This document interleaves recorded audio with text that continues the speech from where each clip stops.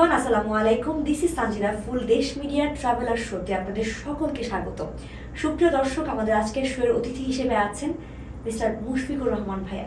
ভাইয়া আসসালামু আলাইকুম, কেমন আছেন? ওয়ালাইকুম আসসালাম, আপনি কেমন আছেন? আমিও ভালো আছি, আপনি কেমন আছেন? জি আলহামদুলিল্লাহ, আমি ভালো আছি। সবাইকে থ্যাঙ্কস আমাকে এরকম ট্রাভেল শোতে ইনভাইট করার জন্য, ধন্যবাদ। আপনাকেও ধন্যবাদ। প্রথমে প্রশ্নতে চলে যাব। ভাইয়া, পড়ালেখা কোথায় করেছেন? আমার আসলে পড়ালেখা পুরোপুরি সাভারের, ঢাকা সাভারের ওইখানে ছিল। স্কুল আর কলেজ পার করেছি সাভার ক্যান্টনমেন্টে, আর ভার্সিটি লাইফ শেষ করেছি ড্যাফোডিল ইন্টারন্যাশনাল ইউনিভার্সিটি থেকে। এখন কি চাকরি করছেন? হ্যাঁ, এখন আমি রিয়াজ মোটরসের ম্যানেজার আছি এবং রেডিও একাত্তরে ব্রাঞ্চ ম্যানেজার হিসেবে নিযুক্ত আছি আর কি। তো ভাইয়া, ট্রাভেলিং লাইফটা কিভাবে শুরু হলো? বেসিক্যালি ট্রাভেলিং লাইফটা স্টার্ট হয়েছে আমাদের ফ্রেন্ডের ভিতর থেকেই।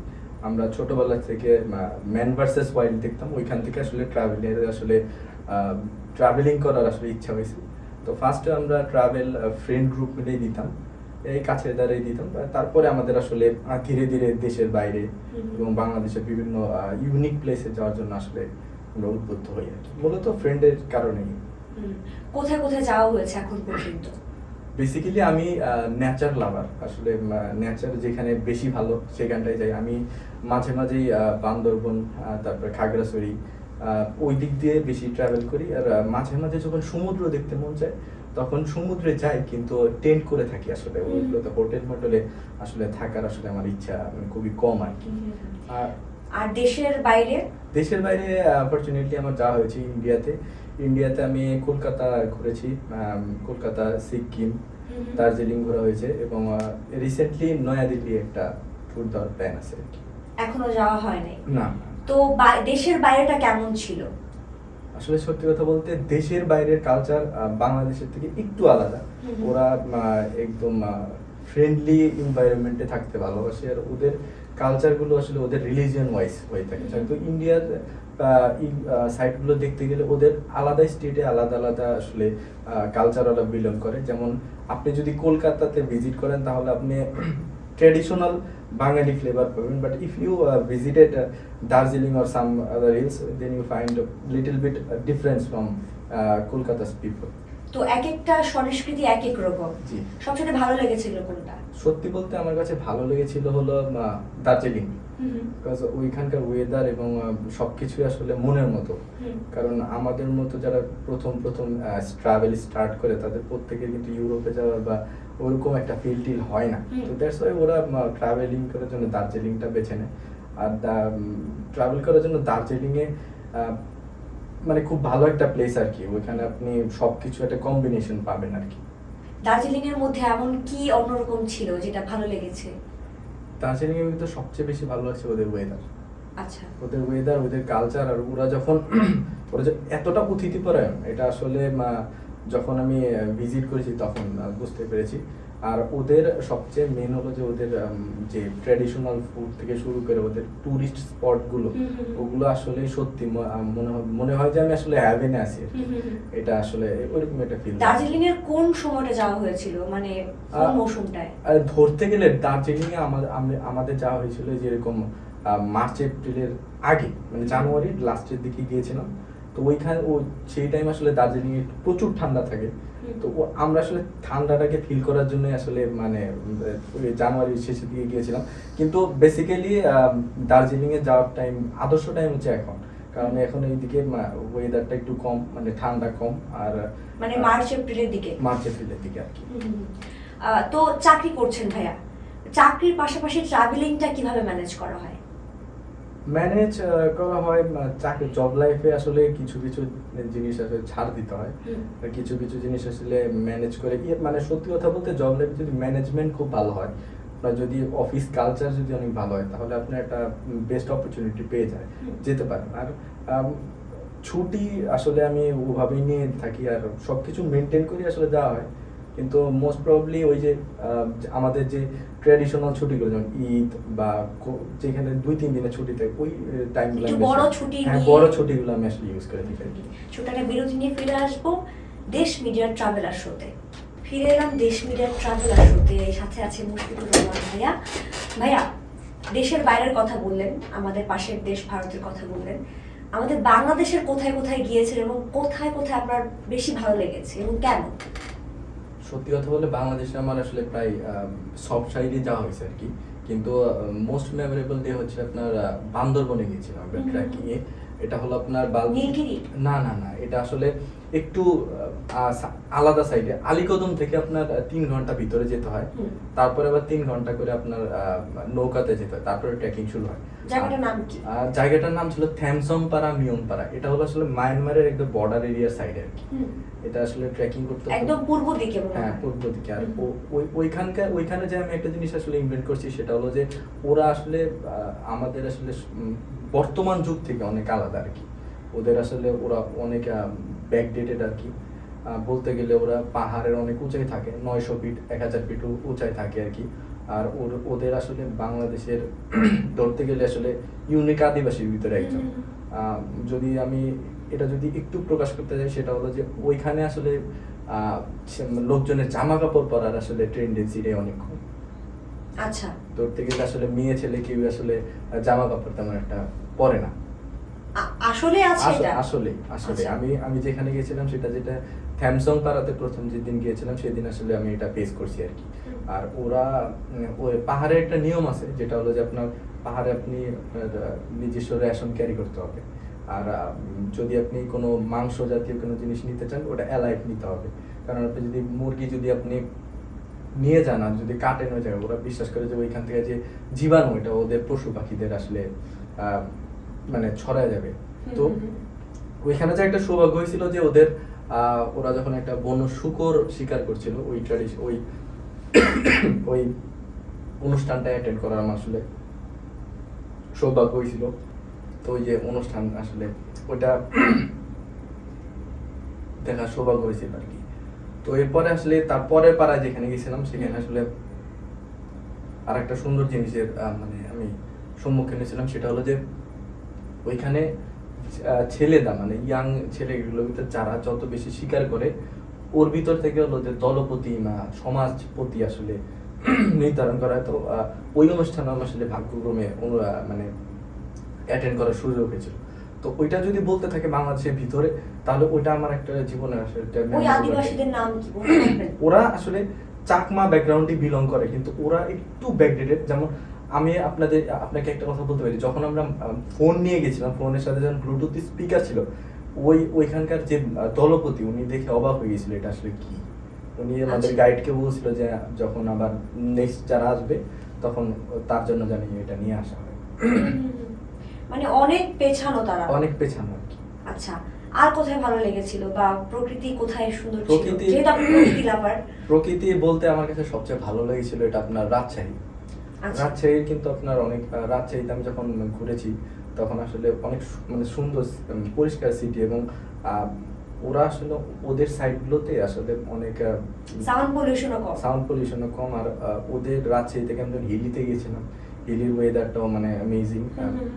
তো আমার ধরতে গেলে যে আমি ন্যাচারের কথা যদি বলতে চাই তাহলে বান্দরবন খাগড়াছড়ি এটার উপর আসলে হয় না। আর যদি ক্লিন সিটি বা কোনো ভিলেজ ট্র্যাডিশন যদি বিলং করতে চায়, I think Uttarbanga is one of the best place for visiting all kind of. তারা খুবই শান্তিপ্রিয়। মানে আমি আপনাকে একটা জিনিস শেয়ার করতে পারি যে আমি একবার সিরাজগঞ্জে গিয়েছিলাম। সো তারা কিন্তু অ্যাকচুয়ালি এখনো কিন্তু আপনার মাটির ঘরে থাকে, আপনার টিনের ঘরে থাকে। আমি ওনাদের দেখেছি যে ওনারা তাঁতের যে শিল্প এখনো আমি দেখছি ওনাদের মেন জীবিকা আসলে এরকম। আপনি যদি আরেকটু ভিতরে যান বগুড়াতে বা ইয়েতে যান তাহলে আপনি দেখতে পাবেন ওদের মেন ট্রেডিশন গুলো দই এবং ধানের বিজনেস কিন্তু ওদের আসলে মেন।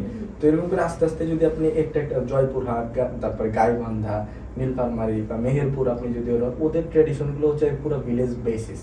আর আপনি যদি আরেকটু যদি শহুরের কালচার করতে চান তাহলে আমি বলবো কুমিল্লা আপনি ভিজিট করতে পারেন। কুমিল্লা কিন্তু আসলেই ওদের শহরের কালচারটা একটু ওরা বিলং করে বেশি।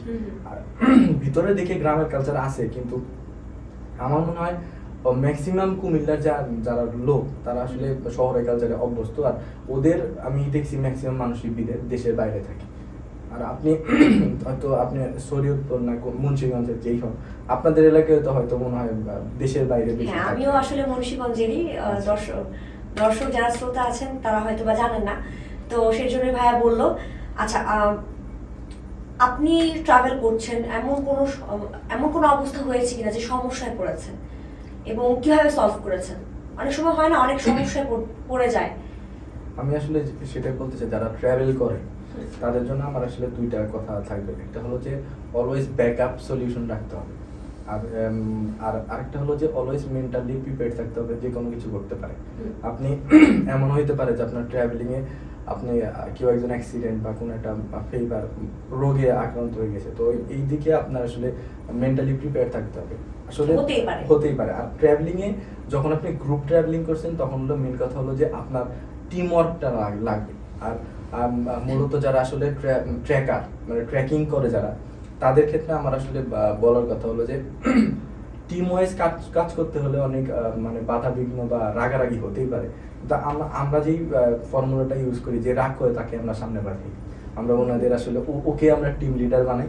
দেন ও যখন বুঝতে পারে যে হ্যাঁ this is a tough work, then he realize and he back to his own behaviour actually.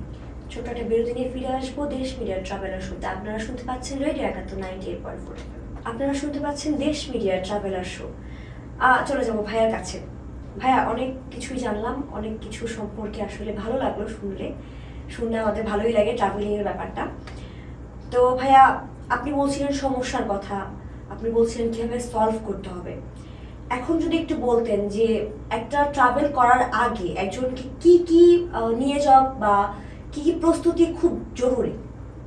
আসলে বলতে গেলে ট্রাভেল আসলে তিন রকমের হয়ে থাকে। একটা হলো হুটহাট ট্রাভেল করতে, আর একটা হলো যে মানে যারা ট্রেকিং পাহাড় পছন্দ করে যারা, ফার্স্ট তাদের হ্যাঁ পাহাড় যাদের পছন্দ তাদের মানে ব্যাকপ্যাক বা প্রিপারেশন আলাদা। যারা আসলে ডেস্টিনেশন বা যেরকম যায় সুন্দর সুন্দর মানে পর্যটক এরিয়া যায়, ওদের একটা প্রিপারেশন। আর একটা হলো যে আপনার প্ল্যান মাফিক আসলে যেটা। তো আমি যদি পাহাড় দিয়ে স্টার্ট করি, তাহলে পাহাড় দিয়ে স্টার্ট করতে গেলে হলো আপনাদের মেইন আপনাকে দেখতে হবে যে আপনি মেন্টালি বা ফিজিক্যালি স্ট্রং আছেন কিনা। দেন আপনাকে মেনটেন করতে হবে যে আপনি প্রয়োজনীয় যে জিনিসগুলো, যেমন আপনার ফার্স্ট এইড কিট, আপনার ব্যাকআপ যেগুলো ক্লোথস, ওগুলো ঠিক আছে কিনা।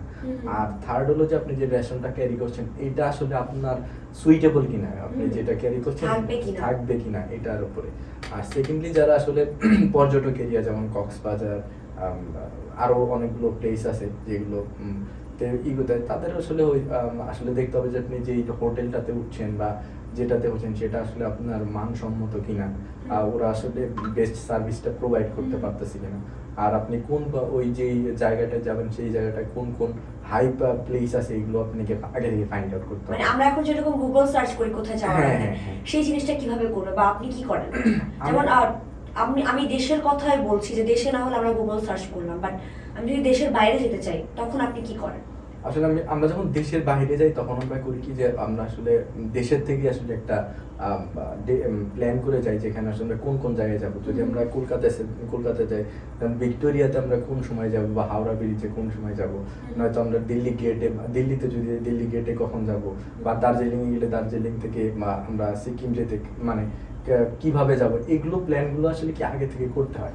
আর আপনার এখন তো মানে দুনিয়া তো ডিজিটাল, আপনি আর আপনি যদি রেন্ট বা যেখানে হোটেলে উঠবেন সেটা যদি বলতে চান, তাহলে আপনার আসলে রেটিং এর উপরে এখন বিলিভ করতেই হয়। মানে এটা আসলে ইন্ডিয়াতে আমি দেখছি, ইন্ডিয়াতে রেটিং মানে ওরা খুব ভালোভাবে আসলে মেনটেন করে। আর আমি আরেকটা জিনিস বেশি আসলে করছি যে ওয়ো নামের একটা অ্যাপ আছে ইন্ডিয়াতে, ওয়ো নামের অ্যাপ আছে, ওইটা ইউজ করে আপনি কিন্তু মানে দরকার পড়লো যে একদিন আপনাকে নাইট স্টে করতে হবে, আপনি ওখানে মানে স্টে করতে পারবেন আসলে। তো এরকম ভাবে আসলে মানে আপনার আগে থেকে যেই জায়গায় যাচ্ছেন সেই জায়গায় আসলে নলেজ নিয়ে রাখতে হবে, ওইখানকার রেটিং গুলো দেখতে হবে, কোন কোন প্লেস গুলো আসলে মোস্ট ফেমাস। আর আপনি যদি আরেকটু যদি অন্য টাইপের হন বা ইউনিক প্লেস যদি করতে, তাহলে ওইখানকার একটা লোকাল মানুষের সাথে আপনি ডিল করলে উনি আসলে আপনাকে ইজিলি নিয়ে যাবে আর কি। আপনি কি ইনফরমেশন গুলো ফ্রেন্ডের থেকে নেন বা ইন্টারনেট সার্চ দিয়ে কিভাবে আসলে? এইটা আসলে হয়েছে কি, আমরা যখন আমরা ট্রাভেলে যাই, সাপোজ আমি দেশের বাইরে ট্রাভেলিংয়ে যাচ্ছি, তো এই টাইমে আসলে আমাদের সার্কেলে একজন অলরেডি ওই জায়গাটা ঘুরে ফেলছে, তো এরকম ওকে নিয়ে আমরা বসি, কারণ আমাদের একটা 4-5 জনের একটা গ্রুপ আছে, তো আমরাও আসলে বসি, যেমন সাপোজ আমার কয়েকটা ফ্রেন্ড আসলে এখন মালদ্বীপসে আছে, তো ওরা এখন মালদ্বীপসে ঘুরছে, তো মালদ্বীপসে ঘোরার পরে আসলে ওরা যখন দেশে আসবে ইন ফিউচার, তখন আপনি আবার জিজ্ঞাসা হ্যাঁ করতে আমরা পারবেন। আসলে ওদের কাছ থেকে ইনফরমেশন সব গ্যাদার করি। তো ইন্টারনাল ইনফরমেশন নিয়ে আমরা আসলে অ্যাকচুয়ালি ট্রাভেলিং করি আর কি। তো এইটা আসলে অনেক হেল্পফুল হয় আমাদের জন্য আর কি। আচ্ছা, কোনো মেমোরেবল ঘটনা যদি বলতেন, দেশে বা দেশের বাইরে যেখানে যাওয়া হয়েছে? দেশের বাইরে একটা মেমোরেবল ঘটনা আছে, সেটা হলো যে আমি যখন ফার্স্ট ইন্ডিয়াতে ট্রাভেল করছিলাম, তো আমি আসলে ওদের যে ট্র্যাডিশনাল ভাষাটা, এটা আমি আসলে টোটালি মানে করে ফেলছিলাম, মানে ক্যাপচার করে ফেলছিলাম। তো যখন না হিন্দি তো আমি পারি, মানে ওদের যে বাঙালি ভাষাটা আসবে যাবে, মানে ওদের যে ট্র্যাডিশনাল, ওটা আমি আসলে রপ্ত করে ফেলছিলাম।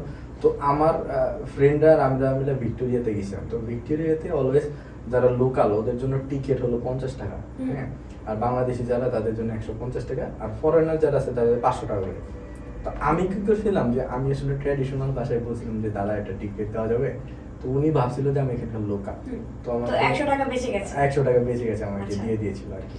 আর একটা ছিল যে একটা পুলিশ, একটা পুলিশের সাথে খুব ভালো সম্পর্ক হয়ে গেছিল, তো উনি আমাদের একদিন আসলে ট্রিট দিছিল, আসলে লাঞ্চের জন্য ইনভাইট করছিল। তো এটা আসলে খুব মেমোরেবল ছিল আমাদের জন্য। আপনারা লাঞ্চে গিয়েছিলেন পরে? হ্যাঁ হ্যাঁ, লাঞ্চে গিয়েছিলাম, কারণ উনি মানে রিসেন্টলি পুলিশে জয়েন করছে, এবং ওনার আসলে যে ফিয়ন্সে উনি বাঙালি আসলে, আচ্ছা, বাংলাদেশের আর কি। তো ওই অনুযায়ী উনি যে এলাকায় বিয়ে করতেছে, তো ফরচুনেটলি আমার কোনো ফ্রেন্ড ওই এলাকা থেকে বিলং করে আর কি। আচ্ছা তো আচ্ছা ওই এলাকা সবকিছু জানার জন্য বা এরকম জন্য আমাদের ইনভাইট। আচ্ছা আচ্ছা। তো ভাইয়া, শেষ প্রশ্নের দিকে চলে এসেছি আমরা। ট্রাভেলিং লাইফের ভবিষ্যৎ কি কি প্ল্যান আছে আপনার? আমার সত্যি কথা বলতে এখন আসলে ট্রাভেল লাইফের ভবিষ্যৎ হচ্ছে যে আমি আসলে দেশের বাইরে আসলে আমার এখন ট্রাভেল করার খুব ইচ্ছা। আমার সবচেয়ে যদি বলতে চাই প্রকৃতি বা সৌন্দর্যের দিকে যদি বলতে চাই, আমি আসলে ইন্ডিয়ার সিকিমে তো গিয়েছি, কিন্তু কাশ্মীরে যাওয়া হয়নি, ওইটা আমার আছে। তারপরে আমার ইচ্ছা আছে আপনার মালদ্বীপসে যায় একটু ঘোরার। দেশের বাইরে আসলে যেসব জায়গাগুলো আসলে ইউনিক ধরতে গেলে আপনার ভিয়েতনাম, তারপর ইন্দোনেশিয়া, হ্যাঁ ইন্দোনেশিয়া, বালি। আমার মূলত আসলে নেক্সট যদি প্ল্যান থাকে সেটা হলো বালিতে যাওয়ার আর কি। আচ্ছা আচ্ছা। আর হচ্ছে ভাইয়া, যদি সকলকে, আমি শেষ প্রশ্ন করছি, সকলকে ট্রাভেলিং করতে যেতে কি কি পরামর্শ দিবেন? আসলে এখানে ট্রাভেলিং এর কোনো পরামর্শ, কোনো ফ্যাক্ট নেই। আসল কথা হলো যে আপনার ওরকম মেন্টালিটি থাকতে হবে, উঠাট বের হওয়ার যে স্বভাব। আপনি এক নম্বরে বিশ্বাস করেন? হ্যাঁ, আমি এক নম্বরে বিশ্বাস করি। হুটহাট বের হতে হবে, সাডেন প্ল্যান করতে হবে, চলে যেতে হবে, ওখানে থাকতে হবে, নেচার বা যেখানেই যান সেটার এনজয় করতে হবে, এবং আসার পরে আবার রিল্যাক্সে একদিন ভাববেন যে আবার হুট করে বের হয়েছে। এটা আসলে লাইফে কোনো প্ল্যান হয় না। আপনি যদি সাডেনলি যদি একটা মানে রুটিনের ভিতর থাকেন যে আজকে এখানে যাব, কালকে ওইখানে যাব, তাহলে জিনিসটা আসলে বোরিং হয়ে যায়। অন্ততপক্ষে ট্রাভেলিং এই জিনিসটা এরকম। আর ট্রাভেলিং আসলে যদি আপনার একটা ফ্রেন্ড সার্কেল থাকে আমার মতো আসলে, তাহলে আপনার কোনো প্ল্যানই করার দরকার নেই, just go out and go to the travelling place. একদমই। অনেক ধন্যবাদ ভাইয়া। শুনলেন মুশফিক ভাইয়া ট্রাভেলিং লাইফের কথা। আবারও দেখা হবে দেশ মিডিয়ার অন্য কোনো ট্রাভেলার সাথে। ধন্যবাদ। আসসালামু আলাইকুম। আল্লাহ হাফেজ।